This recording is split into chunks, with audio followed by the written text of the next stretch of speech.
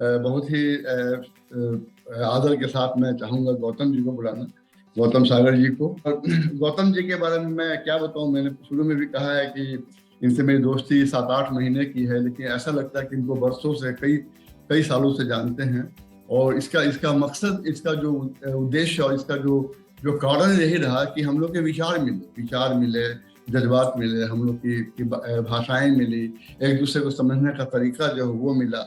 तो वो एक बहुत बड़ा कारण था इनसे दोस्ती को प्रगाढ़ रूप देने के लिए। इनके बारे में काफी बातें बतलाई जा सकती है, लेकिन मैं कम शब्दों में मैं इनके बारे में बतलाऊंगा ताकि हम लोग इनकी कविताएं ज्यादा सुन सकें। ये पेशे से इंजीनियर हैं, मेटलर्जिकल इंजीनियरिंग इन्होंने की है, और फ्रेंड ऑफ इंडियन डायस्पोरा के संस्थापक हैं। और ये कई सालों से जर्मनी में है, लेकिन इनका जो काम सबसे ज्यादा इन्होंने जो किया है वो 2020 के बाद से जो कोविड का जो काल आया, उसमें वर्चुअल मंच पे इन्होंने बहुत काम किया है, कई लोगों को जोड़ा है। और इसी के दौरान मेरी इनसे बातचीत हुई।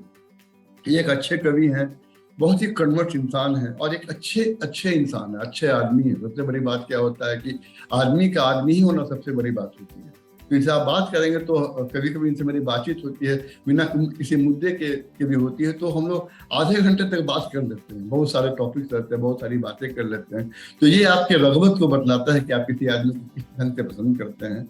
और ये इनकी अदायगी इतनी अच्छी है, अच्छे शब्दों का प्रयोग करते हैं, और जिस ढंग से ये बात करते हैं, इनकी बातें बड़ी मीठी होती है, इनकी कविताओं में बहुत जान है। मैं चाहूंगा कि गौतम जी आए और मित्रता के ऊपर अपनी कविताएं सुनाएं। स्वागत है गौतम साहब।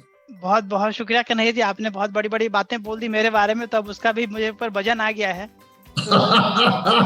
तो उस वजन को भी अब मुझे संभालते हुए अपना कविता पाठ करना है। तो देखिए हम कहाँ तक सफल हो पाते हैं। बहुत सारा प्यार के लिए बहुत बहुत शुक्रिया, और हमारी दोस्ती ऐसे ही आगे बढ़ते रहे।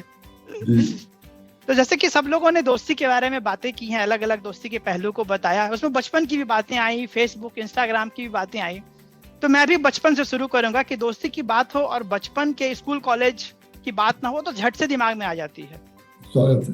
जब मैं स्कूल कॉलेज में था तब फेसबुक, इंस्टाग्राम, टिंडर नहीं होते थे।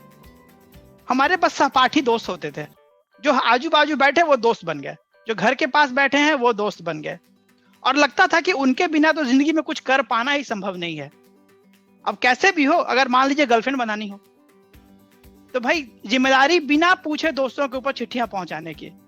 और कभी कभी तो ऐसा भी होता था कि हम पिट गए तो उसकी भी जिम्मेदारी किसी दोस्त ने ही ली है। ये होती थी दोस्ती। तो एक बार की बात है, क्लास में एक टीचर पढ़ा रहे थे, मैंने एक शरारत कर दी। टीचर गुस्से में पूछते हैं भाई किसने शरारत की, क्या किया, किसने किया। और पूरा क्लास में सन्नाटा, जो मेरे आजू बाजू मेरे सहपाठी, खासकर जो मेरे दोस्त बैठे थे, सब चुप। तब मुझे लगा कि अब हम पक्के वाले दोस्त एकदम बन गए हैं, और मेरे कानों में बजने लगे जैसे कि तेरे जैसा यार कहाँ वाला। तो हम समझ गए कि भाई अब एकदम सब फुल प्रूफ है, कोई चिंता की बात नहीं है। तो आदमी की आदत खराब होती है ना, आगे बढ़ जाता है। फिर क्या हुआ, एक दिन हम टहलने निकले दोस्तों के साथ, एक सुंदर सी महिला दिखी, मैंने सीटी मार दी। जैसे ही उसने पूछा कि किसने सीटी मारी, बिना कोई देर किए सारे दोस्त ने मेरी तरफ इशारा कर दिया। सोच सकते हैं कि उसके बाद क्या हुआ होगा। पर बाद में दोस्त बोलते हैं भाई समझा करो, लड़की की बात अलग होती है, टीचर की बात अलग होती है। और फिर किसी का तो किसी के साथ कुछ आगे बढ़ गया, उसके बारे में मैं नहीं बताऊंगा। तो ये होती है दोस्ती की कहानी। कभी कभी तो ऐसा भी होता है कि दोस्त जो कि पक्के वाले होते हैं, आपके आगे निकल जाने पर सदमे में आ जाते हैं। ये भी एक बहुत ही बड़ी दोस्ती की मिठास है। 3 इडियट्स में भी हमने डायलॉग सुना था कि दोस्त फेल हो जाए तो दुख होता है, दोस्त फर्स्ट आ जाए तो ज्यादा दुख होता है। तो दोस्ती का रिश्ता बहुत ही खास होता है। मुझे तो लगता है कि अगर दोस्त ना हो तो जिंदगी अधूरी है। पौराणिक कथाओं में भी दोस्ती के महत्व को बतलाया गया है। दोस्ती निभाने के कई किस्से हैं, जैसे भगवान राम और केवट की, जैसे कभी भी किन्हीं ने इसका जिक्र किया था। भगवान श्री कृष्ण और सुदामा की दोस्ती। तो इन बातों को ही मैं चंद पंक्तियों में रखने की कोशिश कर रहा हूं, सुनिएगा। दोस्ती के कई किस्से मशहूर हुए हैं, दोस्ती के कई किस्से मशहूर हुए हैं, क्योंकि दोस्त पाके ही हम सब पूरे हुए हैं। दोस्त बनने बनाने के सफर को हम सभी ने तय किए हैं। विश्वास और प्रेम के ईंधन को डाल सफर दूर तक किए हैं। खुशी हो या हो गम, खुशी हो या हो गम, दोस्त हमेशा शरीक हुए हैं। जिंदगी के हर चुनौती पर दोस्त और करीब हुए हैं। बहुत बढ़िया। स्कूल का होमवर्क हो या हो प्रेमिका से प्रेम का इजहार, हर बार दोस्त ही काम आए हैं।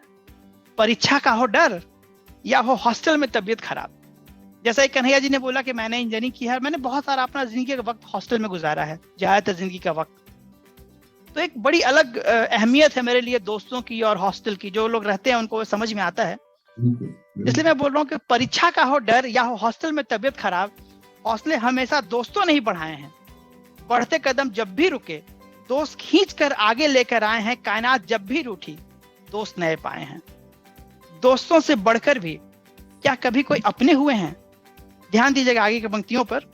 दोस्त से बढ़कर भी क्या कभी कोई अपने हुए हैं? क्योंकि बेटी माँ में, बेटा बाप में, पत्नी पति में, महबूब महबूबा में दोस्त को ही ढूंढते रहे। क्या बात है, बहुत बढ़िया। दोस्त ना हो तो जिंदगी अधूरी है, अगर मिल जाए दोस्त तो अधूरी जिंदगी भी पूरी है। क्या बात पर है। जैसा कि हमने कहा, दोस्ती में खट्टा मीठा चलता रहता है, इसीलिए एक थोड़ा दूसरे पहलू पर भी ध्यान देते हैं। दोस्ती में धोखे और अपमान के भी कई किस्से हैं। दोस्ती है तो वो साथ साथ चलेगा, हमें उसको भी स्वीकार करना है। हर किसी की किस्मत, किसको कब कौन वाला कितना कहां मिला, वो चलता रहता है। मैं बिहार से हूं और वहां कहते हैं कि दोस्त बड़े काम के चीज होते हैं। दोस्तों मतलब कोई भी काम हो आप अपने दोस्त को बोल दें, दोस्त बोलेगा जी तुम्हारा काम हो जाएगा, काम सुनने के पहले ही।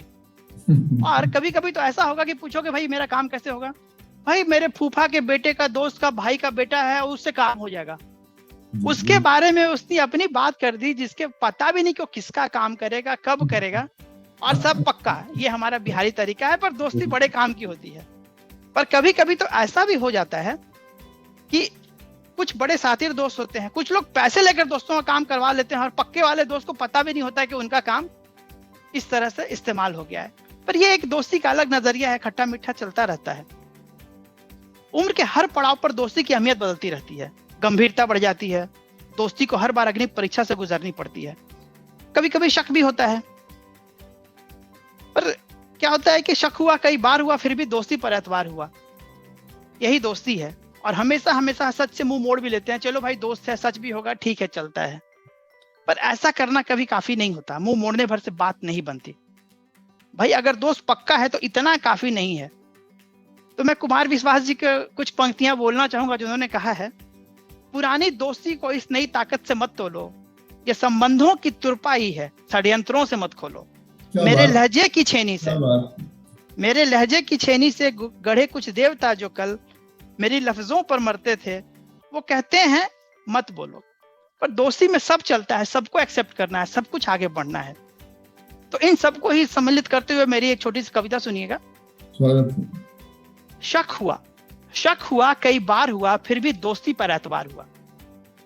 जानकर भी हर बार सच से मुंह मोड़ लिया, दोस्ती के लिए ऐसा कई बार किया।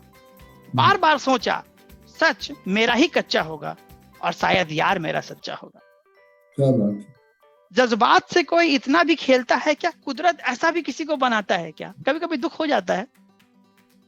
अब भी दिल मानता नहीं कि कोई इतना गिरता होगा, दोस्ती के नाम पर कोई इतना काटता होगा। सुना था भौंकने वाले कुत्ते काटते नहीं, सोचा कहां था कोई इंसान ऐसे काटता होगा। जज्बातों को रोज बेचता होगा, मतलब के लिए रोज किसी को बांटता होगा। बार बार सोचा सच मेरा ही कच्चा होगा और शायद यार मेरा सच्चा होगा। क्योंकि जब यारी है तो हमें उसको हर तरह से मौके पे मौके देते रहना है। और इसीलिए हम कहते हैं कि दोस्त ना हो तो जिंदगी अधूरी है। पर कभी कभी दोस्त को पाकर खोना भी एक मजबूरी है। जिंदगी है, आता जाता रहता है, पर दोस्ती बनी रहनी चाहिए, कोशिश करते रहना चाहिए जब तक हम संभाल सकें, बनाते रहें। और इसी के साथ मैं अपनी बात खत्म करता हूं। बहुत बहुत शुक्रिया। बहुत बहुत धन्यवाद गौतम जी। आपने जो संस्मरण सुनाए हैं, जो अपनी बातें कही हैं, जो मुख्य में जो कविताएं कही हैं, बिल्कुल दिल से निकली हुई बातें हैं।